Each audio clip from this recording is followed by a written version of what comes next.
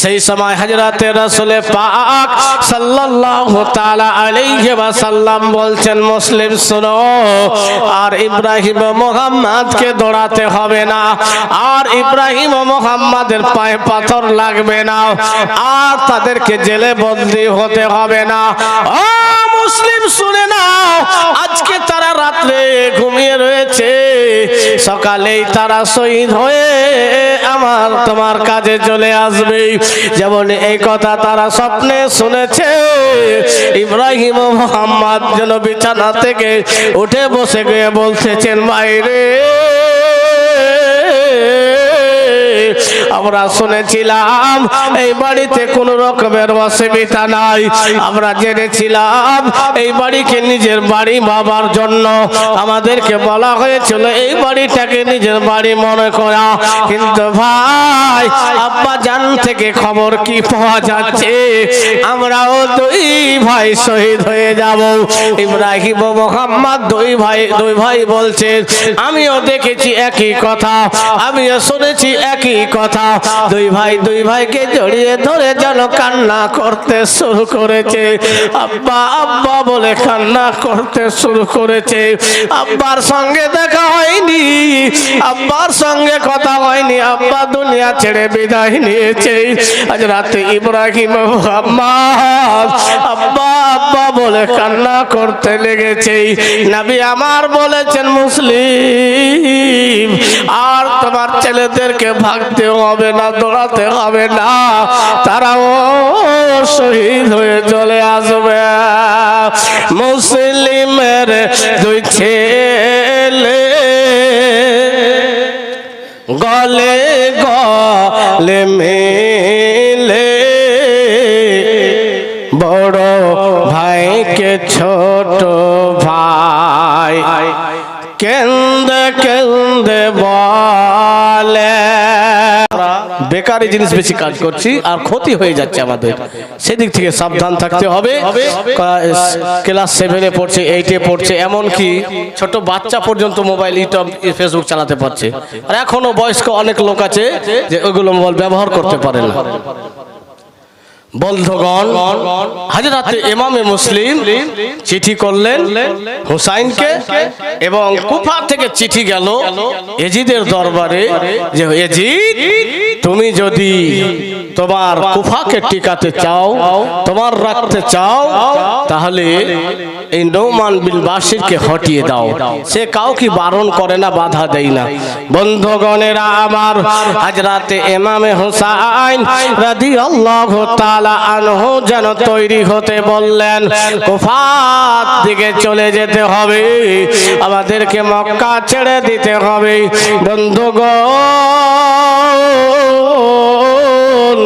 আমার ইমামে হুসাইন যদি লড়াই করার জন্য যেতেন বন্ধুগণ, তাহলে আমার হুসাইন যদি মক্কার যুবকদেরকে বলে দিতেন, ও মদিনার যুবকেরা, ও মক্কার যুবকেরা, ও নবীর প্রেমিকেরা, তোমরা আমার সঙ্গ দাও, ইসলামের জন্য জীবন দিতে হবে, লড়াই করতে হবে। হাজার হাজার মানুষ সঙ্গে দিত। ভাইজান বন্ধুগণের আমার, তাদের চিঠি পেয়ে আমার হুসাইন যাচ্ছেন, তাদের চিঠি পেয়ে আমার হুসাইন মানুষ পাঠিয়েছিলেন। ইমামে মুসলিমের চিঠি পেয়ে আমার হুসাইন কুফার দিকে রওনা হয়েছেন। ভাইজান,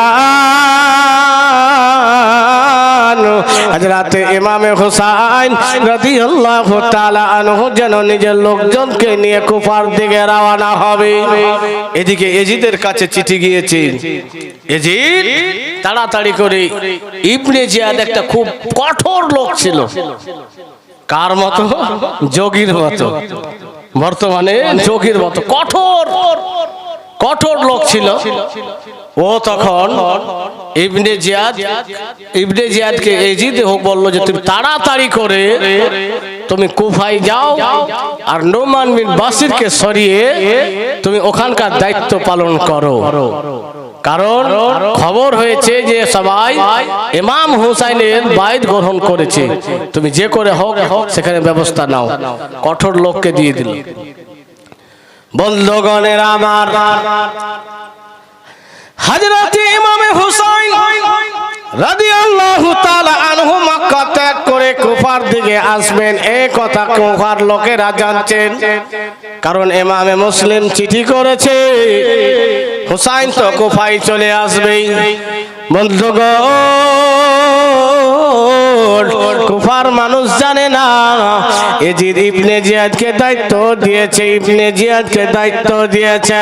ভাইজান বন্ধুগণের আমার, ইবনে জিয়াদ শয়তান যেই রাস্তা দিয়ে ইমাম হুসাইনের আসার কথা, সেই রাস্তা দিয়ে অন্ধকারের রাত্রে, মুখের অন্ধকারে, রাত্রের অন্ধকারে যেন কুফায় প্রবাস করতেছেন। জুব্বা লাগিয়ে নিয়েছেন, আরবের পোশাক পরিধান করে নিয়েছেন, যেই মতো পোশাক হযরত ইমাম হুসাইন পরিধান করেন এবং চেহারার উপরে পর্দা করে রেখেছেন।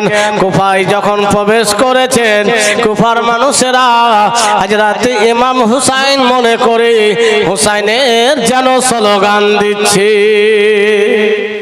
মানে সবাই নারে লাগাচ্ছে, হুসাইনকে ওয়েলকাম, স্বাগতম জানাচ্ছে। আর এই যে ইবনে জিয়াদ পর্দা করে তো আছে, ভিতর ভিতর লাল হয়ে আছে। সত্যি তো কুফার সবাই হুসাইনের হয়ে গিয়েছে, দেখছি আমি। বন্ধুগণের আমার, ইবনে জিয়াদ সওয়ারের উপরে পর্দা করে বসে রয়েছে, ডানে বামে আগে পিছনে হাজার হাজার মানুষের ভিড় রয়েছে।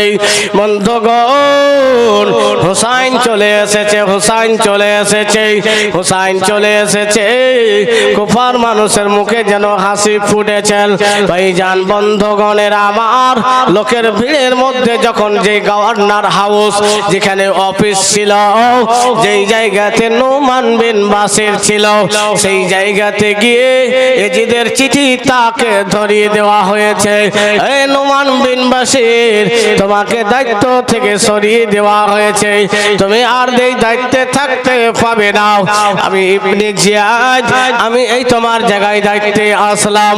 বন্ধুগণের আমার, যখন দেখলেন কুফার লোকেরা এটা তো হুসাইন না, হুসাইন না, সবাই যেন বাড়ি ফিরে চলে আসলো। আমরা হুসাইন বলে হুসাইনের স্লোগান দিচ্ছি, এটা তো হুসাইন, এটা তো হুসাইন না, তো আমরা তো ভুল স্লোগান দিয়ে দিলাম, চলে আসলো। এবার ইবনে জিয়াদ তো রাত্রির অন্ধকারে আছে, সে ভাবছে দেখতে হবে। কুফার অবস্থা তো বুঝে গেলেন যে সবাই তো এজিদের বিরুদ্ধে, কিন্তু কুফার মানুষ তো সোজা ভোলাও ছিল।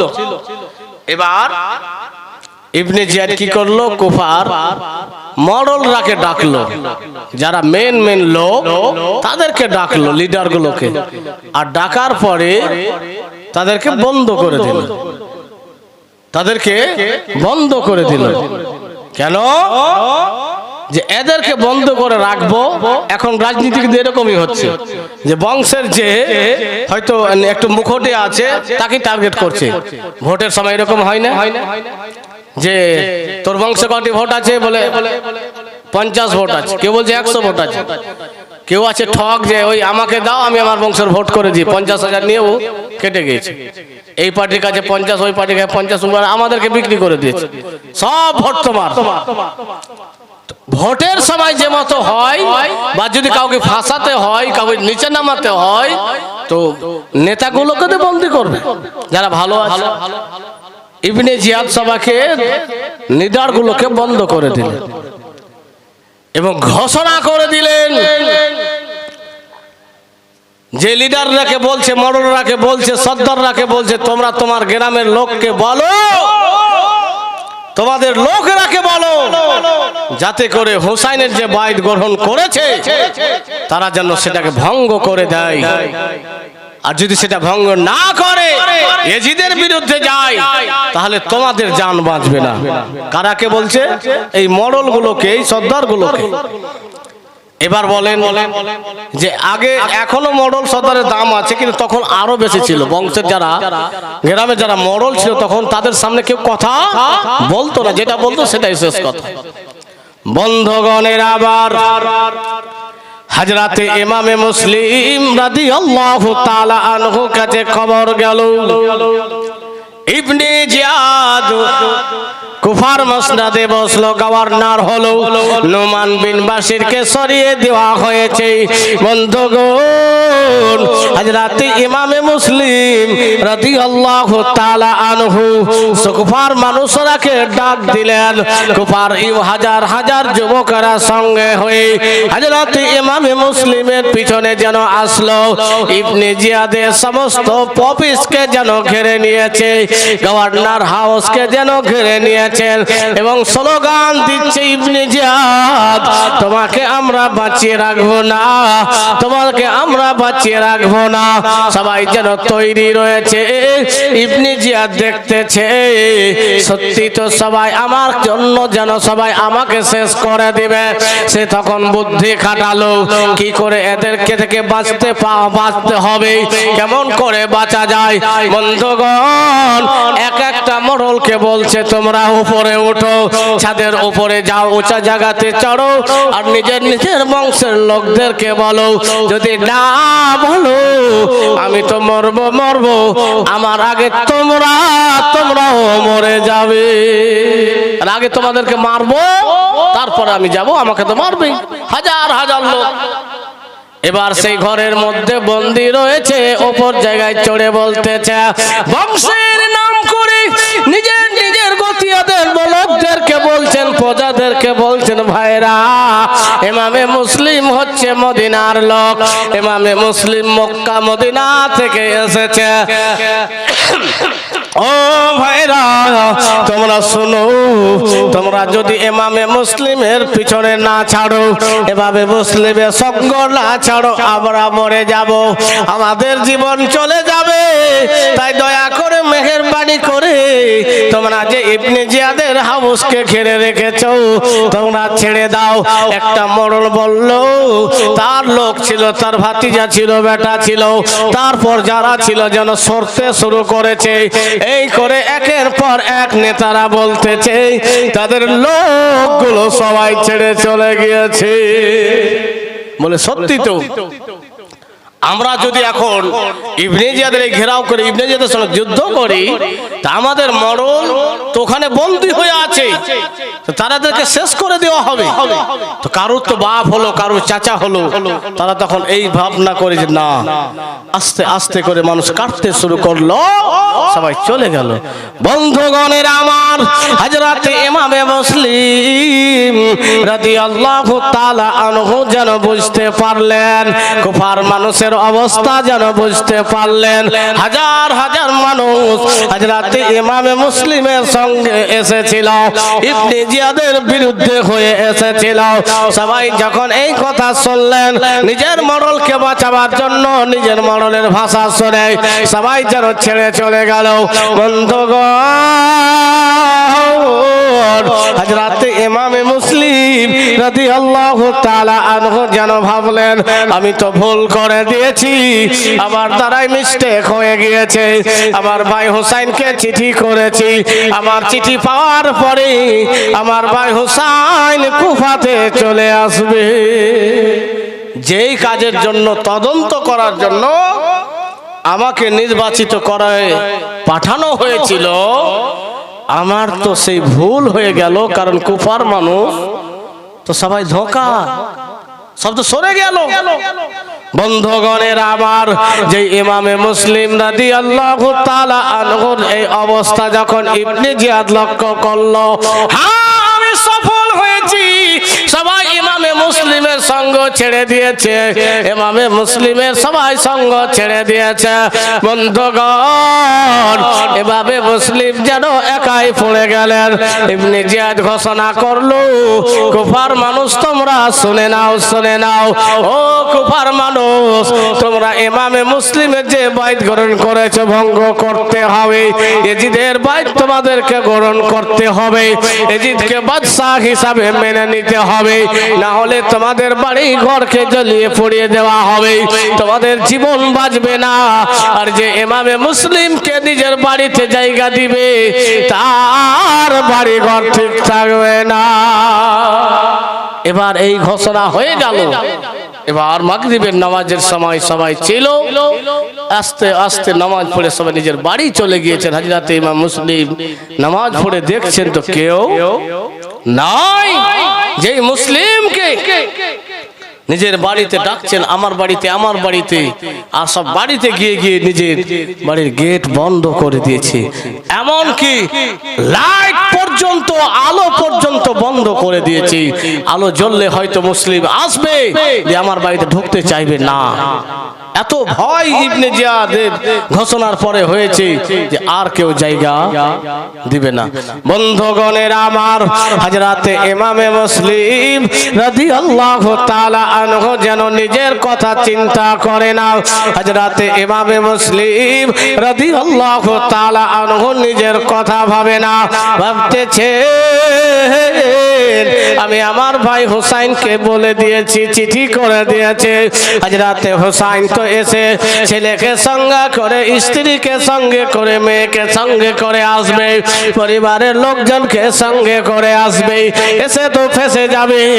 আমার দ্বারাই ভুল হয়ে গেল, ভুল হয়ে গেল। আর ইব্রাহিম মুহাম্মদ কে সঙ্গে করে আমি নিয়ে এসেছি, আমার ইব্রাহিম মুহাম্মাদের কি হবে? বন্ধুগণ, রাত্রের অন্ধকারে হযরতে ইমামে মুসলিম যেন কুফার রাস্তায় বেরিয়েছে। একটাও বাড়ির গেট খোলা নাই, একটাও বাড়ির আলো দেখতে পাওয়া যায় না, কুফাতে কোনো রকমের আওয়াজ হয় না। বন্ধুগণের আমার, হযরতে ইমামে মুসলিম রাদিয়াল্লাহু তাআলা আনহু চলতেছেন, রাস্তায় যারা চলতেছেন, যেই কুফা জান্নাত হয়েছিল আজকে কেন কবরস্থান হয়ে গিয়েছে? যে কুফা ইমামে মুসলিমের জন্য লালায়িত, হুসাইনের জন্য লালায়িত, অপেক্ষিত, সেই কুফার মানুষের অবস্থা এই। হযরতে ইমামে মুসলিম যেন চলছেন দুঃখ ভরা মন নিয়ে, আমার দ্বারা এত বড় ভুল হয়ে গেল। ইব্রাহিম মুহাম্মদকে সঙ্গে করে এসেছি, আমার হুসাইন তো পরিবারের আরো লোককে সাথে করে আসবে, এই অবস্থা আমি কি বলে জবাব দিব? কবি বলছেন, শুনুন। মুঝে কো ফাওয়ালে মুসাফির না সমঝে, मैं आया नहीं हूँ, भुला गया हूँ। কুফার মানুষ, আমি নিজে আসিনি, আমাকে পাঠানো হয়েছে, তোমরা ডেকেছো, আর ডাকার পরে তোমরা অবস্থা এই করছো, এই ব্যবহার করছো। मुझे को फवालो मुसाफिर न समझो, मैं आया नहीं हूँ, भुला गया हूँ। বন্ধুগণের আমার, হযরতে ইমামে মুসলিম রাদিয়াল্লাহু তাআলা আনহু যেন চলতেছেন, কুফার মানুষের কোন রকমের আওয়াজ পাওয়া যায় না, সাড়া পাওয়া যায় না। রাত্রের অন্ধকারে হযরতে ইমামে মুসলিম রাদিয়াল্লাহু তাআলা আনহু চলতেছেন। গভীর রজনীতে একটি বাড়িতে আলো দেখতে পাওয়া যাচ্ছে, গেটে দাঁড়িয়ে একজন বয়স্ক মহিলা যেন দাঁড়িয়ে রয়েছেন। হযরতে ইমামে মুসলিম রাদিয়াল্লাহু তাআলা আনহু সেই বাড়ির দিকে এগিয়ে গেলেন, বলেন, মা, কুফার কোন বাড়ির গেট খোলা নাই, কুফার কোন মানুষ জেগে নাই, কুফার কারো বাড়িতে লাইট পর্যন্ত দেখতে পাওয়া যায় না। ও মা, তোমার বাড়ির গেট কোন খোলা রয়েছে, তোমার বাড়ির লাইট কোন জ্বলতেছে? বলে, তুমি কে, কোথা থেকে এসেছো? তুমি কে, কোথা থেকে এসেছো? হযরতে ইমামে মুসলিম রাদিয়াল্লাহু তাআলা আনহু বলেন, মা, আমি মুসাফির না, কুফার মানুষের দাওয়াতে আমি এসেছিলাম, ইমামে মুসলিম, ইমামে হুসাইনের পক্ষ হতে আমি এসেছিলাম। হযরতে ইমামে মুসলিম নিজের পরিচয় দিলেন। সেই মেয়েটি বললেন, মা, সেই মেয়েটিকে বললেন, মা, যদি পানি থাকে তো একটু পানি দেবেন। বন্ধুগণের আমার, আমার হযরত ইমামে মুসলিম রাদিয়াল্লাহু তাআলা আনহু পানি পান করে যেন বসে রয়েছে। সে বয়স্ক মহিলাটি বলতেছেন, এখানে কেন বসলেন? আপনার কি থাকার কোথাও স্থান নাই? হযরত ইমামে মুসলিম বলেন, মা, ইবনে জিয়াদের এলানের পরেই, ইবনে জিয়াদের ঘোষণার পরেই কুফার মানুষের প্রত্যেকের গেট বন্ধ হয়ে গেছে, কেউ আমাকে বাড়িতে রাখবে না। সেই মহিলাটি বলল, ঠিক আছে, আমার বাড়ির ঘরের ভিতরে যাও। তাকে নিয়ে তার সম্মান করলেন, তাজিব করলেন, খাবারের কথা জিজ্ঞাসা করলেন। হযরত ইমামে মুসলিম রাদিয়াল্লাহু তাআলা আনহু একটাই কথা যেন চিন্তা করছে, আমি আমার ভাই হোসাইনকে চিঠি করে দিয়েছি, আমি আমার ভাই হোসাইনকে চিঠি করেছি, হোসাইন তো কুফায় চলে আসবে। সুবহানাল্লাহ। বন্ধুগণ, সেই বয়স্ক মহিলাটি হোসাইন ইমামে মুসলিমকে বাড়িতে রাখলেন, জায়গা দিলেন। লম্বা ঘটনা আছে যেহেতু, আর এখানে আমি সে মতো করবো না। সেই তার ছেলে বাড়িতে আসলো যে ইবনে জিয়াদের দরবারে কাজ করত। ঘোষণা হয়েছিল ইমামে মুসলিমকে কেউ জায়গা দিবে না। সে ইবনে জিয়াদের দরবারে কাজ করত, ইয়াজিদের লোক ছিল। তার মা তার বাড়িতে জায়গা দিয়েছে, তার যত্ন করে সে সেবা করেছে। বন্ধুগণ, তার ছেলে বাড়িতে আসার পর দেখছে যে আমার মা যেন বারবার ওই ঘরটাতে যাচ্ছে, কে আছে? দেখছে তো ইব্রাহিম মুসলিম রয়েছে। বলে, বেটা, ইবনে জিয়াদকে খবর করিও না। মায়ের সামনে তো বলেছিল না, কিন্তু তার মনে ছিল যে আমি তার চাকরি করছি, তার দরবারে থাকছি। সে খবর করেছিল। ইয়াজিদের লোক, ইবনে জিয়াদের লোক এসে ঘরে নিয়ে যুদ্ধ হলো। একজন মানুষ জামিনদার হয়েছিল যে মুসলিম, তুমি নিজেকে সারেন্ডার করে দাও, কোন রকমের যুদ্ধ হবে না, তরবারি তুমি ছেড়ে দাও। বন্ধুগণের আমার তরবারি ছাড়লেন। তারপরে ইবনে জিয়াদের লোকেরা কি করলো? ইমাম মুসলিমকে বেঁধে দিলেন। লম্বা ঘটনা সংক্ষেপে ওনাকে শহীদ করা হলো। শহীদ হলেন, বলেন ইন্না লিল্লাহি ওয়া ইন্না ইলাইহি রাজিউন। এবার ইব্রাহিম মুহাম্মদ যে কুফায় ছিল, সেটা তাদের ব্যাপারে এলান হলো। কারণ ইবনে জিয়াদ জানে যদি তারা কোন রকমে চলে যায়, কুফা থেকে বেরিয়ে যায়, মদিনায় চলে যায় কিংবা মক্কায় চলে যায়, তো খবর হয়ে যাবে হোসাইন কুফাতে আর আসবে না।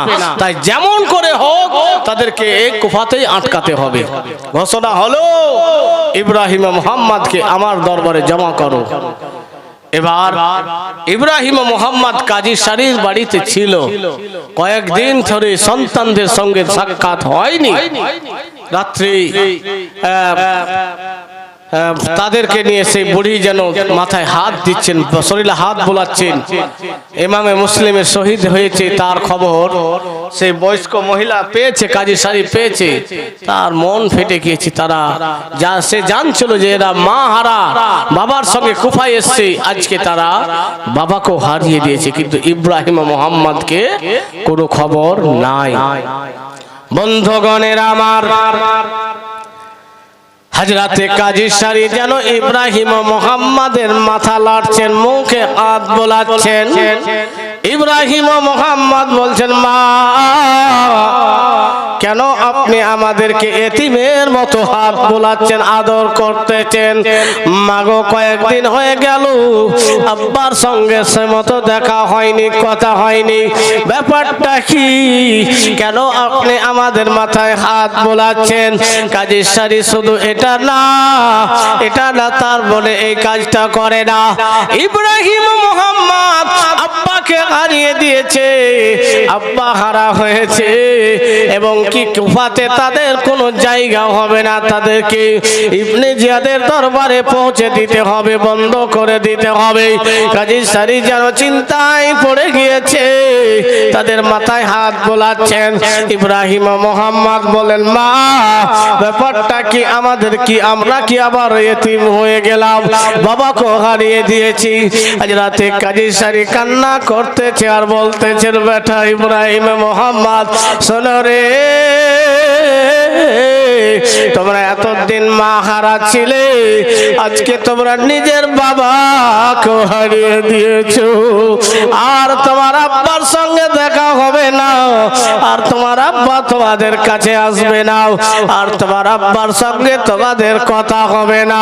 হযরত ইব্রাহিম ও মুহাম্মদ যেন সেই বয়স্ক মহিলাকে জড়িয়ে ধরে কাঁদতে শুরু করেছেন, আমাদের কি হবে, আমাদের কি হবে। আব্বা জানের সঙ্গে আমরা এসেছিলাম, আব্বাকে হারিয়ে দিলাম। কাজী সারি বলছে ইব্রাহিম ও মুহাম্মদ এই সুযোগটা নাই রে বেটা, এই সুযোগটাও নাই। আমি তোমাদেরকে সারা জীবন রেখে দিতাম, তোমাদেরকে আমি সারা জীবন ধরে রেখে দিতাম, কিন্তু সেই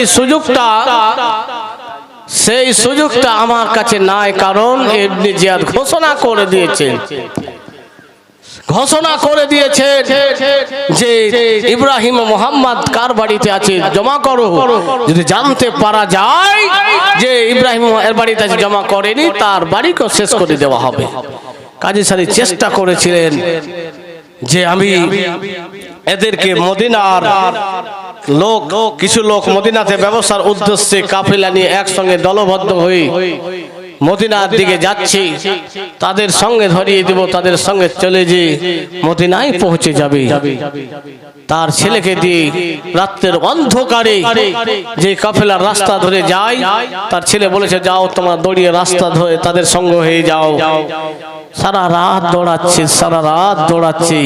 তারা চেয়েছিল, সে বয়স্ক মহিলা চেয়েছিল মদিনা পৌঁছাবো, আল্লাহ তাদের শহীদের নসিবে শহীদ কুফাতেই লিখেছেন। এবং সারা রাত তারা দৌড়িয়েছে, কিন্তু যখন আজান হচ্ছে তো কুফার মুয়াজ্জিনের আজান শুনতে পাওয়া যাচ্ছে। সুবহানাল্লাহ। ভাই আমরা কোথাও যাইনি, কুফাতে আছি রাস্তার ধারে। এবার সকাল যখন হয়েছে তো তারাকে ধরে নিয়ে ইবনে জিয়াদের দরবারে গিয়ে জেলখানায় বন্ধ করে দিয়েছে। এবার জেলখানার যে দারোগা আছে সেও কিন্তু নবীর বংশের প্রেমিক ছিল। জোরে বলেন সুবহানাল্লাহ। এখানে থামুন, একটা কবি গজল বলেনি।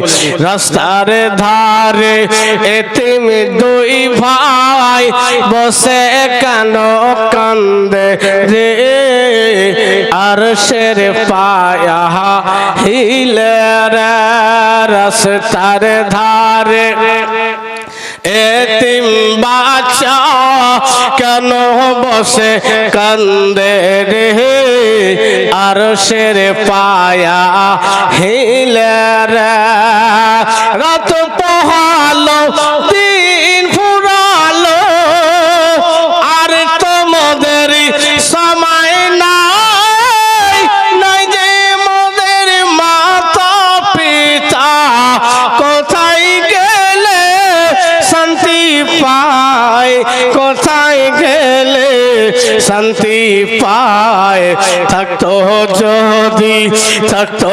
যদি পিতা মাতা, থাকতো যদি পিতা মাতা, দুঃখ যেতাম ভুলে রে, আরশের পায়া হিলে রে। রাস্তার ধারে এতিম বাচ্চা কেন বসে কান্দে রে, আরশের পায়া হিলে রে। রাস্তার ধারে এতিম বাচ্চা কেন বসে কান্দিয়া যায়, খোদা তাআলা ডেকে তামাম ফারিস্তাদের তো কয়, ফারিস্তাদের তো কয়, তাড়াতাড়ি করে তোমরা, তাড়াতাড়ি করে তোমরা নাও না কোলে তুলে রে, আরশের পায়া হিলে রে। রাস্তার ধারে এতিম বাচ্চা কেন বসে কান্দে রে, আরশের পায়া হিলে রে। টাকা পয়সা সোনা চাঁদি কিছু সঙ্গে যাবে না, এতিম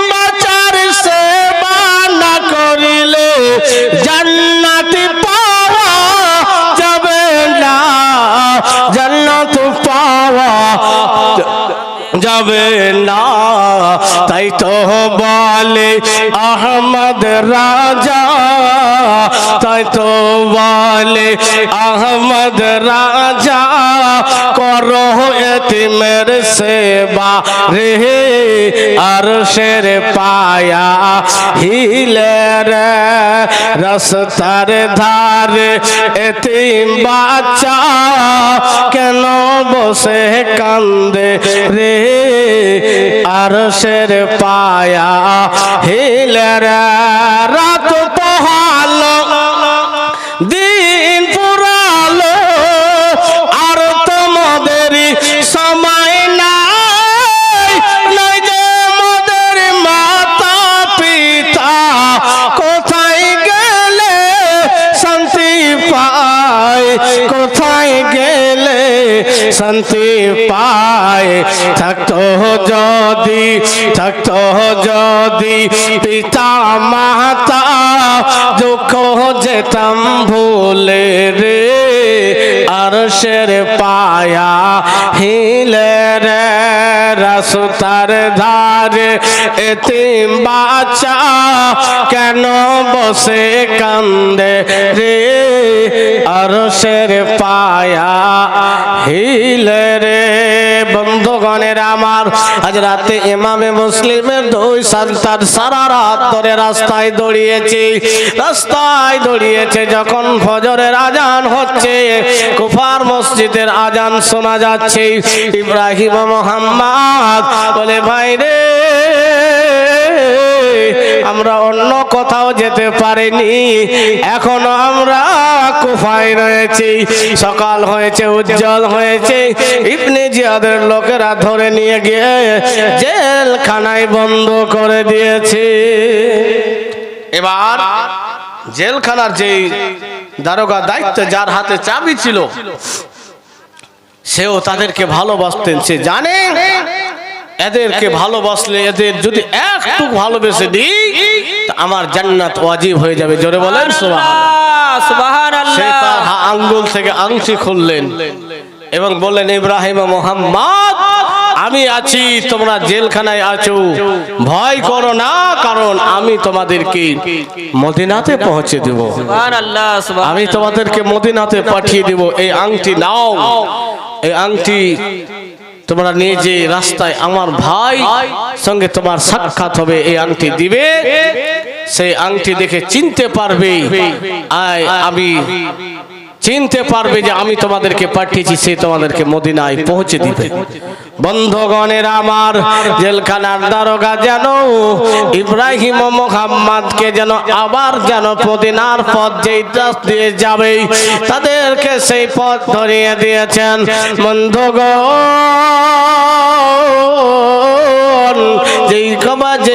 যেইভাবে বলা হয়েছিল সেই লোকটির সঙ্গে সাক্ষাৎ হয়েছে, সেই জন্য আবার অন্য দলের সঙ্গে ধরিয়ে দিবে মদিনায় পৌঁছে দেওয়ার জন্য। বন্ধুগণের আমার, মহান রব্বুল আলামিন যেন মঞ্জুর ছিল, আল্লাহকে এটা কবল ছিল না, তারা মদিনায় যাবে। আল্লাহ যেন তাদেরকে আবার ঘুরিয়ে যেন কুফায় নিয়ে চলে এসেছেন। ভাইজান, বন্ধুগণের আমার, সারা রাত তারা দৌড়িয়েছে। ইব্রাহিম ও মুহাম্মদ ছোট বাচ্চা, কতক্ষণ চলবে রে ভাই, কতক্ষণ চলবে রে বাবা, কতক্ষণ চলবে রে মা বোন। 6 বছর 7 বছরের সন্তান ইব্রাহিম ও মুহাম্মদ যেন পাথরে লেগে লেগে পা গুলো কেটে গিয়েছে, পাথরের আঘাতে লেগে লেগে পা কেটে গিয়েছে, পা থেকে যেন রক্ত বের হচ্ছে। ইব্রাহিম যেন মুহাম্মদকে কোলে নিয়ে, ছোট ভাইকে কোলে নিয়ে চলার চেষ্টা করছে। বন্ধুগণ, পা থেকে রক্ত বের হচ্ছে, আর চলতে পারে না। যখন সকাল হয়েছে আবার আজান শুনতে পাচ্ছে কুফার মুয়াজ্জিনের আজান। আবার ইব্রাহিম মোহাম্মদ যেন বলছেন রে ভাই আমরা সারা রাত দৌড়ালাম রে ভাই, এখন আমরা কুফায় রয়েছি। ইব্রাহিম মোহাম্মদ যেন ভাবলেন আবারও তো আমাদেরকে ধরে নিয়ে চলে যাবে, তাই একটা গর্ততে গাছের আড়ালে হয়ে যেন দুই ভাই ইব্রাহিম ও মোহাম্মদ বসে গিয়েছে, যেন আড়ে বসে রয়েছে। বন্ধুগণের আমার, এদিকে ইবনে জিয়াদ ঘোষণা করে দিয়েছে যে ব্যক্তি ইব্রাহিম ও মোহাম্মদকে ধরে আমার কাছে জমা করে দিবে তাকে লাল একটা উট ঘোড়া দা উপহার দেব, আরো অন্যান্য উপহার দেব। এই উপহারের এলান শুনে, এই উপহারের ঘোষণা শুনে যেন জালিম হারিস ইব্রাহিম ও মোহাম্মদকে খোঁজার জন্য ছোটাছুটি করতেছে, উপহার নেবে, ইনাম নেবে। বন্ধুগণ, গাছের আড়ালে নিচু জায়গাতে যেন বসে রয়েছে ইব্রাহিম ও মোহাম্মদ বসে রয়েছে। হারিসের বাড়িতে একজন দাসী কাজ করত, সেই দাসী যেন নদী পুকুর থেকে জল নিয়ে আসার জন্য এসেছে। দেখতেছেন দুইটি পূর্ণিমার চাঁদের মতো চেহারা নিয়ে দুই ভাই আড়ালে লুকিয়ে রয়েছে। তোমরা এই জায়গায় কি করছো বাবা? কেন তোমরা এইভাবে আড়ালে লুকিয়ে রয়েছো? দুই ভাই সারা রাত চলেছে, থরথর করে কাঁপতে লেগেছে। আবার তো আমরা ধরা পড়ে গেলাম, আমাদেরকে আবার জেলখানায় দিয়ে দিবে। হতে পারে আমরা একবার জেলখানা থেকে বের হয়েছি, আবার হয়তো আমাদেরকে বেশি শাস্তি দিতে পারে। থরথর করে কাঁপছে। বলে বেটা তোমরা কেন ভয় পাচ্ছ বলো? তোমাদের নাম কি? কোথাতে তোমার বাড়ি? কেন তোমরা এই মতো লুকিয়ে আছো? বলে আমরা ইমামে মুসলিমের দুই সন্তান। জোরে বলেন সুবহানাল্লাহ। আমরা আব্বার সঙ্গে কুফাতে এসেছিলাম, আমরা মা হারা হয়েছিলাম।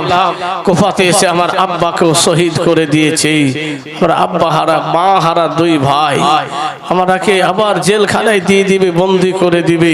সেই দাসী দৌড়িয়ে গিয়ে তার মালিকাকে গিয়ে বলছেন, এই খবর শোনালেন।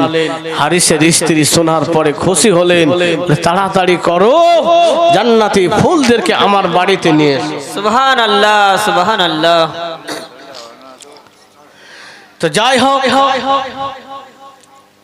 আল্লাহু তাবারাক ওয়া তাআলার নবীর নওয়াসা বংশধর এই ঘটনা বলে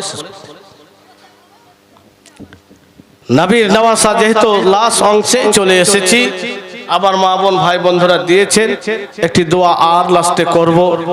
তো মা বোন, আমার মা বোনরা যদি কিছু থাকে তো দিয়ে দেন, আর এক এক ব্যাগ 2-4 ব্যাগ সিমেন্ট লিখে দেন, লাস্টে একটু দোয়া আপনাদের জন্য করব। আর আগামী কাল শেষ রাত্রি এবং শেষ রাত্রিতে আরো একজন বক্তা মুর্শিদাবাদ থেকে আসবেন, সুমধুর মিষ্টি ভাষী কোকিল কণ্ঠী হযরত মাওলানা বাবুল ইসলাম সাহেব আসবেন। খুব সুন্দর গলা এবং খুব সুন্দর করে বলেন, তাই আপনারা আসবেন। কিন্তু কালকে আমিও আবার থাকবো, তো মানে কি আজকে তো আমাকে 2 দিন শুনলেন, তো বেশি সময় লাগবে। তো বন্ধুগণের আমার, যা ভাইজান আশরাফুল সাহেব 500 টাকা করেছে দান, তুমি কবুল করো ওগো পাক সুবহান। গভীর রাতে দোয়া কবুল হয়। মা বোন একটু লিখিয়ে দেন, 2-4 কলম একটু ছোট বাচ্চাকে দিয়ে বলে পাঠান যে আপনি নাম লিখে চলে যাবে। ভাই দিয়েছেন, একটু গভীর রাত্রিতে আপনাদেরকে নিয়ে দোয়া করব। তো ঘটনাটা একটু শুনুন। আর কালকে খিচড়ি খাওয়াবে? কালকে খিচড়ি হবে। তো ওটা কেন বলতে বলেন না, খালি টাকা লাও। হ্যাঁ আচ্ছা, হ্যাঁ, তো কালকে সবার খাওয়ার ব্যবস্থা থাকবে, সবাই আসবেন এবং শেষ পর্যন্ত দোয়া করে যাওয়ার চেষ্টা করবেন।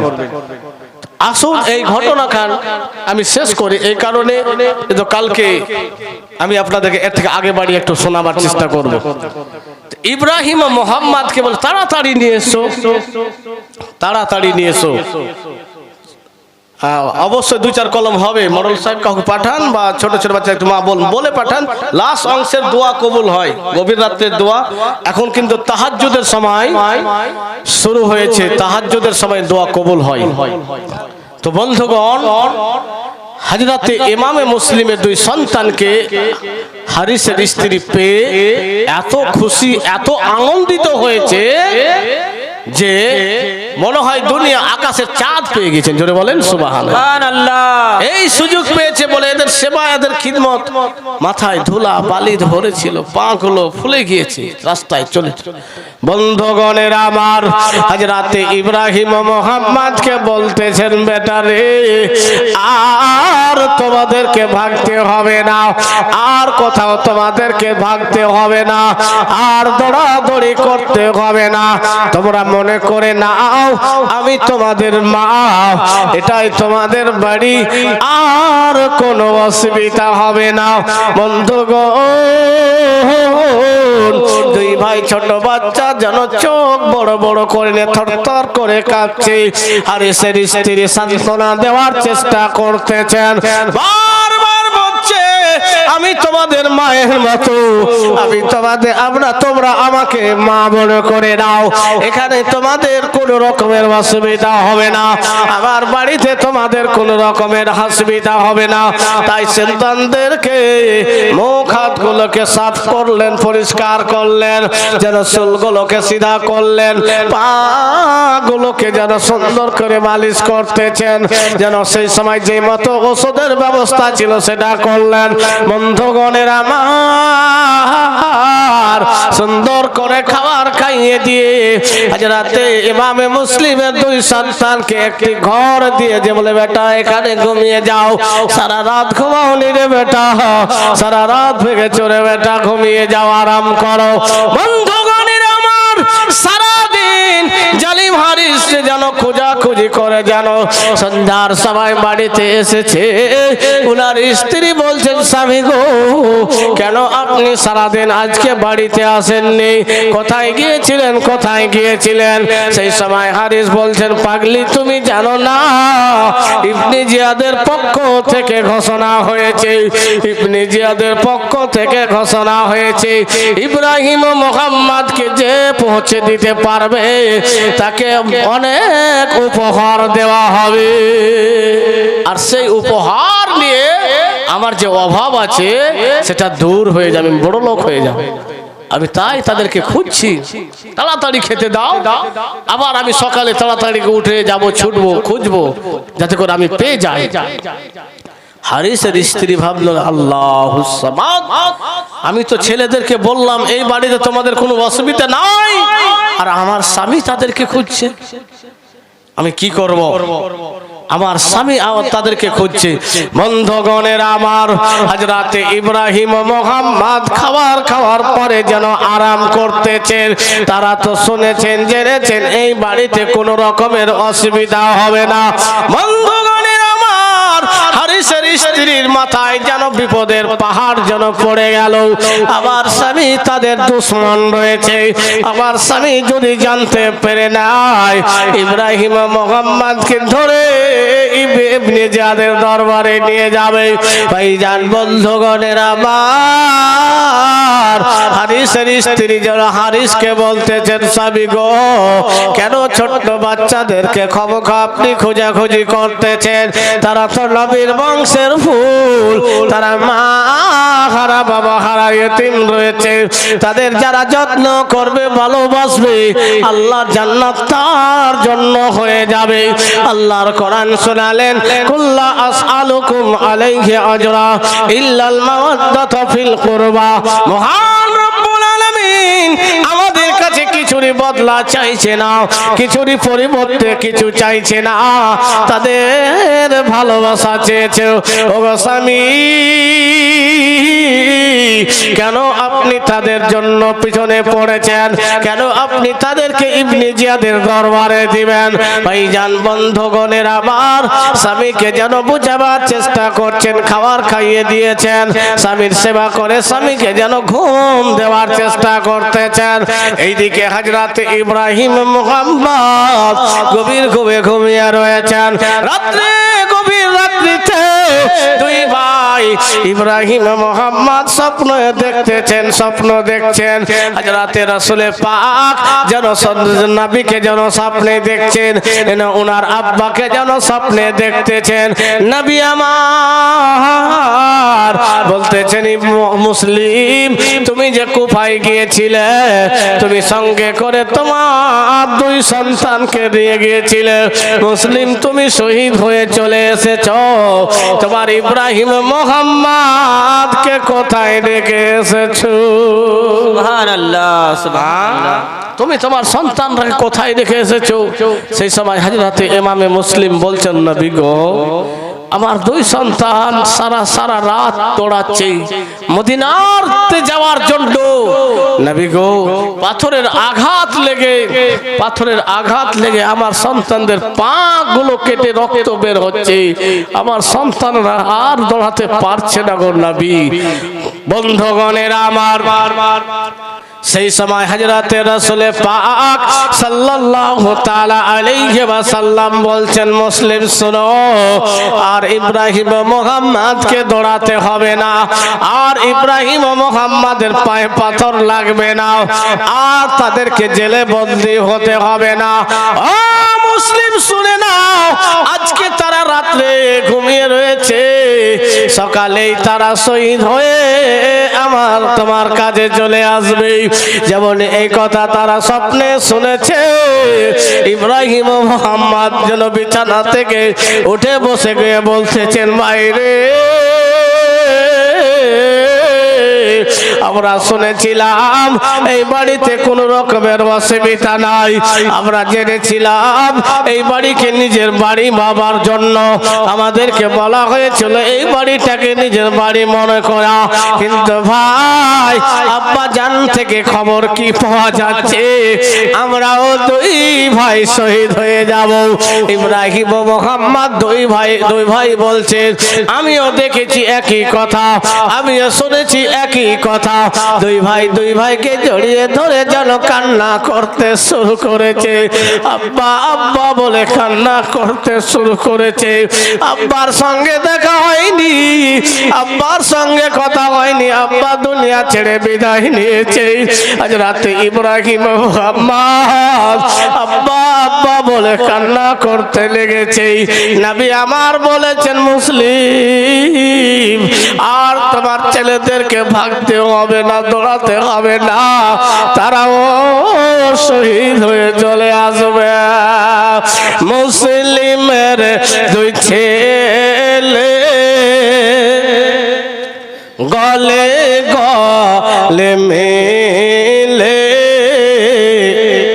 বড় ভাইকে ছোট ভাই কেন্দে কেন্দে বলে, মুসলিমের দুই ছেলে গলে গলে মিলে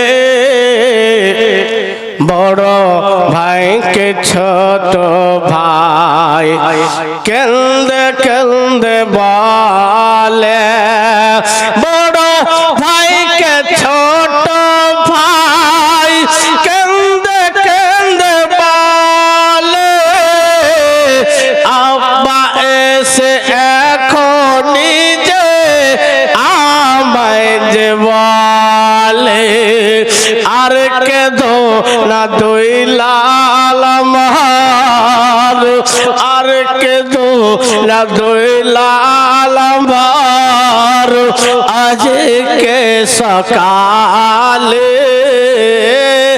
আর কেঁদো না দুই লাল আমার, আজকে সকালে শহীদ হয়ে দুই ভাই আসবে যে চলে, মুসলিমের দুই ছেলে গলে গলে মিলে বড় ভাইকে ছোট ভাই কেন্দে কেন্দে বলে,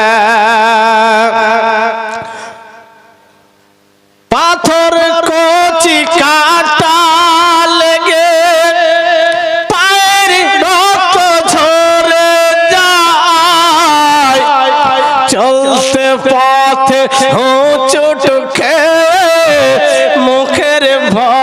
পড়ে যায় পাথর কুচি পাটা কাটা লেগে পায়ের রক্ত ঝরে যায় চলতে পথে হোঁচট খেয়ে মুখের ভরে পড়ে যায় উঠে পড়ে আবার দৌড়ে বাণী যাবে তার আশায় উঠে পড়ে আবার দৌড়ে বাড়ি যাবে তার আশায় বড় ভাইকে ছোট ভাই কেন্দে কেন্দে বলে মুসলিমের দুই ছেলে গলে গলে মিলে বড় ভাইকে ছোট ভাই কেন্দে কেন্দে বলে বড় ভাইকে ছোট ভাই কেন্দে কেন্দে বলে আব্বা এসে স্বপ্নেতে আমায় যে বলে আর কেঁদো না দইলাল আমার আজকে সকালে আর কেঁদো না দইলাল আমার আজকে সকালে শহীদ হয়ে দুই ভাই আসবে যে চলে মুসলিমের দুই ছেলে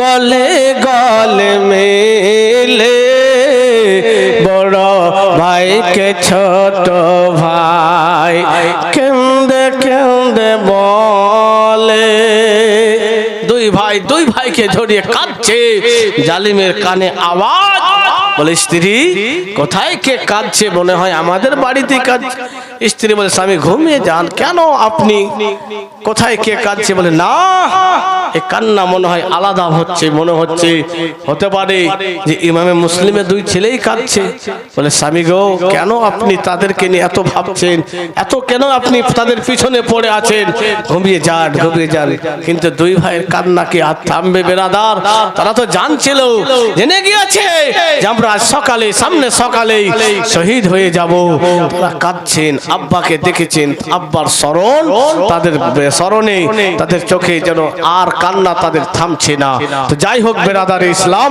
দুই ভাইকে নিয়ে জালিম শহীদ করে দিয়েছিলেন যেহেতু লম্বা আছে আরো বললাম না যেহেতু আগামী কাল আবার আপনারা আসবেন এবং আপনাদের প্রত্যেকের জন্য তাবারুক হিসাবে খাওয়ারও ব্যবস্থা করা হয়েছে এবং চেষ্টা করবেন যে শেষ দোয়া করে যাওয়ার চেষ্টা করবেন এখন আমরা সবাই মিলে নবীর উপরে ঝুমে ঝুমে দুরূদ ও সালাম পড়ব সবাই দাঁড়িয়ে যান উঠে নবীর উপরে সালাত ও সালাম পড়ব সালাম আলাইকা ইয়া রাসূল সালাম আলাইকা ইয়া হাবিব সালাম আলাইকা সালাওয়াতুল্লাহ আলাইকা ইয়া রাসূলুল্লাহ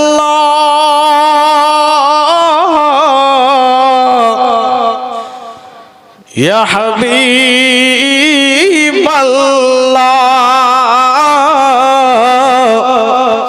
দুরূদ সে সাত মারার জমিনে দাঁড়িয়েছি শুধু তোমার শরণে দাও দেখা একবার স্বপ্নে চুমিব নূরি কদমে ইয়া নবী সালাম আলাইকা ইয়া রাসূল সালাম আলাইকা ইয়া হাবিব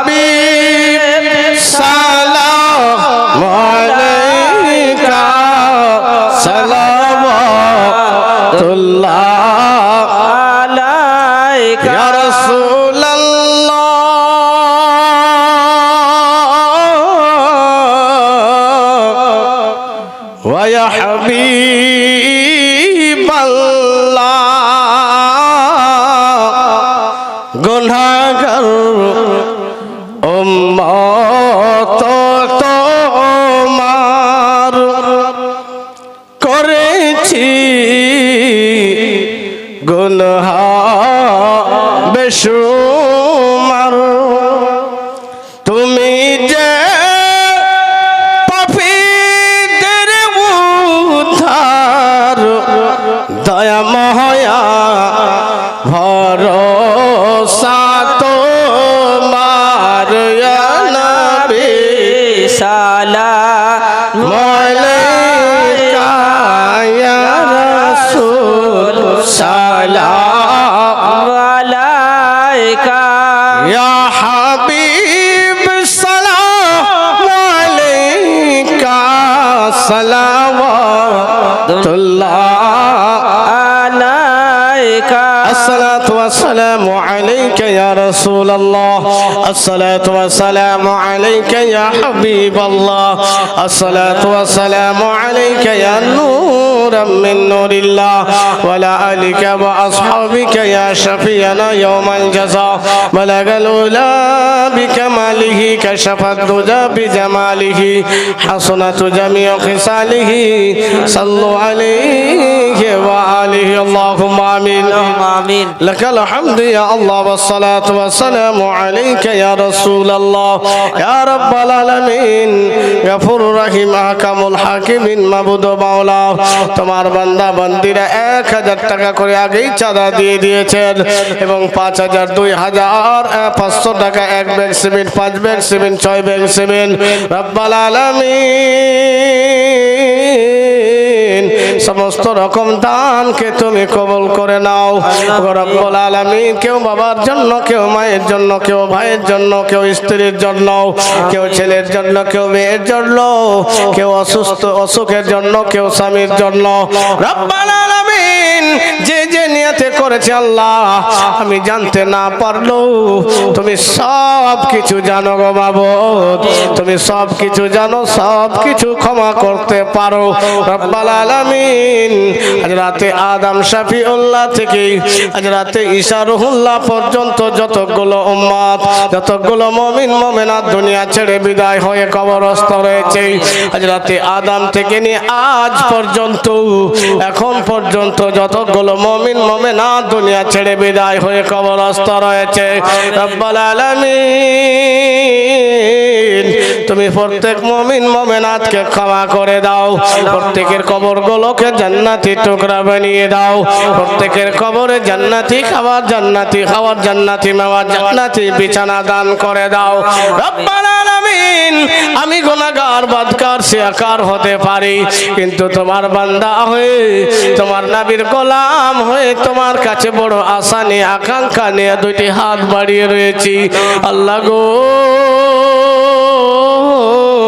এতগুলো তোমার বান্দা বান্দীদেরকে নিয়ে সাথে হাত বাড়িয়েছি ভাইরা হাত উঠিয়েছে মায়েরা হাত উঠিয়েছে মাসিরা পিসিরা বোনেরা হাত উত্তোলন করেছে ভাই বাবা বন্ধুগণেরা হাত উত্তোলন করেছে রব্বুল আলামিন প্রত্যেকের হাতকে রহমত দিয়ে মাগফিরাত দিয়ে ভরে দাও প্রত্যেকের হায়াতকে দারাজ করো বালা মুসিবত দূর করো আসমানি বালা আসমানে উঠিয়ে নাও জমিনে বালা জমিনে দফন করে দাও আল্লাহ যতগুলো মা বোন ভাই বাবা বন্ধুগণ উপস্থিত হয়েছে প্রত্যেকের বালা মুসিবত তুমি দূর করো প্রত্যেককে আরো বেশি বেশি করে দান করার তৌফিক করো আল্লাহ ইবাদত করার তৌফিক দান করে দাও প্রত্যেককে ইসলামের পথে আসার তুমি তৌফিক দান করে দাও আবার এই এরকম মাহফিলে আসার তুমি তৌফিক দান করে দাও সাল্লাল্লাহু তাআলা আলা খায়রি খালকিহি ওয়া নূর আরশিহি মুহাম্মাদি ওয়া আলিহি ওয়া আসহাবিহি আজমাইন আমিন আমিন বিহাক্কি লা ইলাহা ইল্লাল্লাহু মুহাম্মাদুর আসসালামু আলাইকুম ওয়া রাহমাতুল্লাহ।